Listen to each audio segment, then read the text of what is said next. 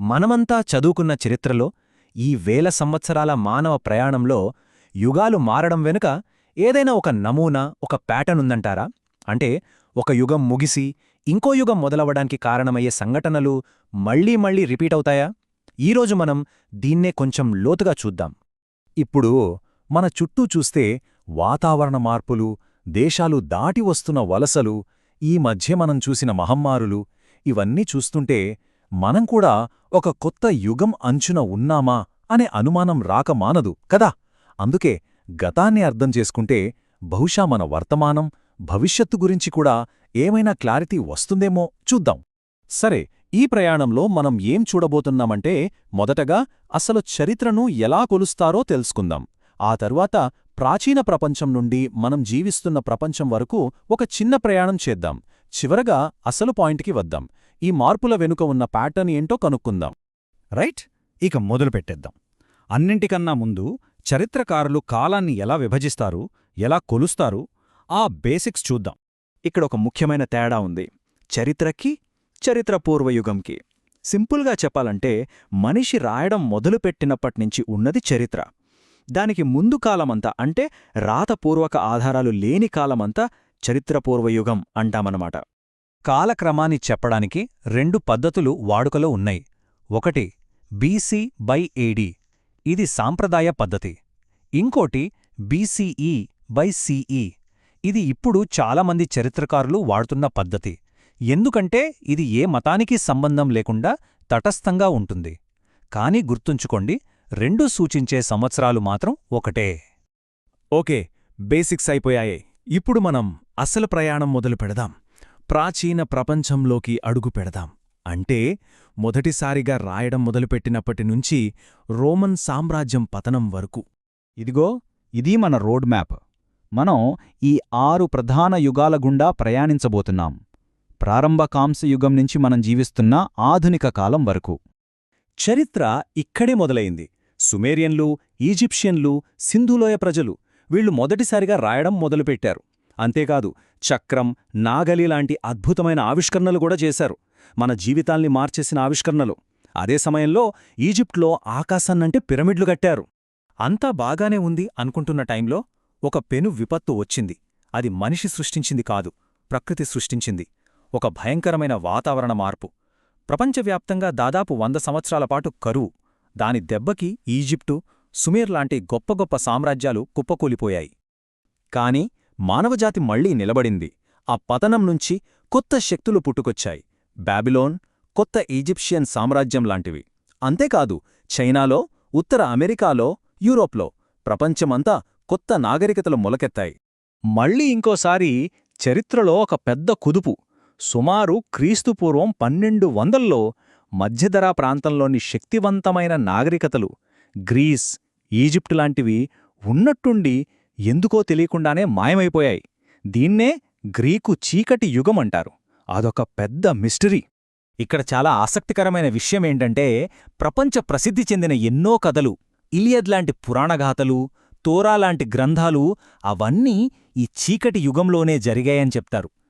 అంటే మన దగ్గర చారిత్రక ఆధారాలు తక్కువగా ఉన్న కాలంలోనే ఈ గొప్ప కథలు పుట్టాయన్నమాట.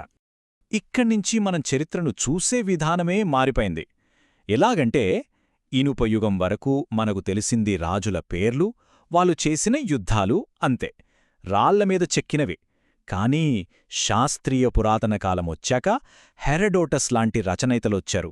వాళ్ళు కేవలం ఏం జరిగిందో చెప్పడమే కాదు, ఎందుకు జరిగిందో, ఎలా జరిగిందో కథలు కథలుగా చెప్పడం మొదలుపెట్టారు.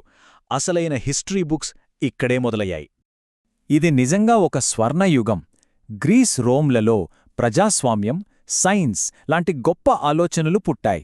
అటు తూర్పున పర్షియా, భారతదేశంలో గుప్తులు, చైనాలో హాన్ వంశం లాంటి గొప్ప సామ్రాజ్యాలు వెలిశాయి. ప్రపంచం మొత్తం సిల్క్ రోడ్ ద్వారా మొదటిసారిగా కనెక్ట్ అయింది. తత్వశాస్త్రం, మతం అన్నీ ఈ కాలంలోనే బాగా విస్తరించాయి. సరే, ప్రాచీన ప్రపంచం నుంచి మనమిప్పుడు మనకు దగ్గరగా ఉన్న కాలానికి వద్దాం. ఈ కాలమే నేటి మన ప్రపంచానికి పునాదులు వేసింది. ఇది ఆ గొప్ప నాగరికతల పతనంతో మొదలవుతుంది. మనం తరచుగా చీకటి యుగాలు లేదా డార్క్ ఏజెస్ అంటాం. కానీ ఇది పూర్తిగా నిజం కాదు. నిజానికి పశ్చిమ యూరప్లో పరిస్థితి బాగోలేకపోయినా అదే సమయంలో మధ్యప్రాచ్యంలో ఇస్లామిక్ స్వర్ణయుగం నడుస్తోంది. అటు చైనాలో కూడా గొప్ప గొప్ప రాజవంశాలు పరిపాలిస్తున్నాయి. సో ఆ చీకటి అనేది ప్రపంచమంతగా లేదు, కేవలం ఒక ప్రాంతానికే పరిమితమన్నమాట. మరి ఆ ప్రాచీన యుగాన్ని ముగించి ఈ కొత్త ప్రపంచాన్ని మొదలుపెట్టింది ఏంటి? చాలా కారణాలున్నాయి. ఒక పక్క భయంకరమైన వలసలు, మరోపక్క విపరీతమైన వాతావరణ మార్పులు, దానికి తోడు జస్టీనియన్ ప్లేగ్ లాంటి మహమ్మారి. ఇదే సమయంలో ఇస్లాం, మంగోలుల లాంటి కొత్త శక్తులు ప్రపంచ పటాన్ని మార్చేశాయి. అన్నింటికంటే పెద్ద దెబ్బ బ్లాక్ డెత్, చరిత్రలోనే అత్యంత ప్రాణాంతకమైన మహమ్మారి. ఇది యూరప్ జనాభాలో సగం మందిని బలిగొంది.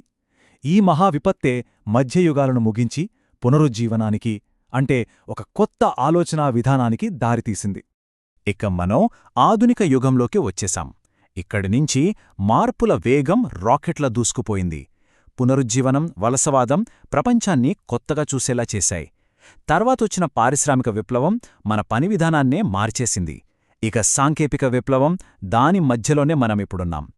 సరే, ఇప్పటిదాకా మనం వేల సంవత్సరాల చరిత్రలో ప్రయాణించాం. ఇన్ని యుగాలు మారాయి, ఇన్ని సామ్రాజ్యాలు కూలిపోయాయి. మరి వీటన్నింటి వెనుక మనం వెతుకుతున్న నమూనా, ఆ ప్యాటర్న్ ఏంటి? రండి ఇప్పుడు దాన్ని చూద్దాం. ఇదిగోండి, చరిత్రలోని ప్రతి పెద్ద మలుపు దగ్గర ఈ 3 విషయాలు పదే పదే కనిపిస్తాయి. 1. వాతావరణంలో తీవ్రమైన మార్పులు. 2. పెద్ద ఎత్తున ప్రజల వలసలు. 3. భయంకరమైన మహమ్మారులు. ఇక్కడ మనం గమనించాల్సిన అతి ముఖ్యమైన విషయమేంటంటే, ఇవి విడివిడిగా రావు. చాలాసార్లు ఈ 3 అంటే వాతావరణం, వలసలు, వ్యాధులు, ఈ 3 కలిసే దాడి చేస్తాయి. అప్పుడే ఒక యుగం అంతమై మరో కొత్త యుగం మొదలవుతుంది. ఇప్పుడు మళ్ళీ మనం మొదలుపెట్టిన ప్రశ్నకు వద్దాం. ఈ ప్యాటర్న్ మనకు తెలిసింది కదా. ఇప్పుడు మన చుట్టూ జరుగుతున్నవి చూడండి. తీవ్రమవుతున్న వాతావరణ మార్పులు, పెరుగుతున్న వలసలు, మనం ఎదుర్కొన్న మహమ్మారులు. మరి దీన్ని బట్టి ఏమనుకోవాలి? మనం కూడా ఒక కొత్త యుగంలోకి అడుగుపెడుతున్నానా? దీనికి సమాధానం బహుశా కాలమే చెప్పాలి. కాని గతం మనకు చూపించిన ఈ నమూనా మన వర్తమానాన్ని, మన భవిష్యత్తును ఒక కొత్త కోణంలో చూసేందుకు ఖచ్చితంగా సహాయపడుతుంది. ఒక్కసారి ఆలోచించండి.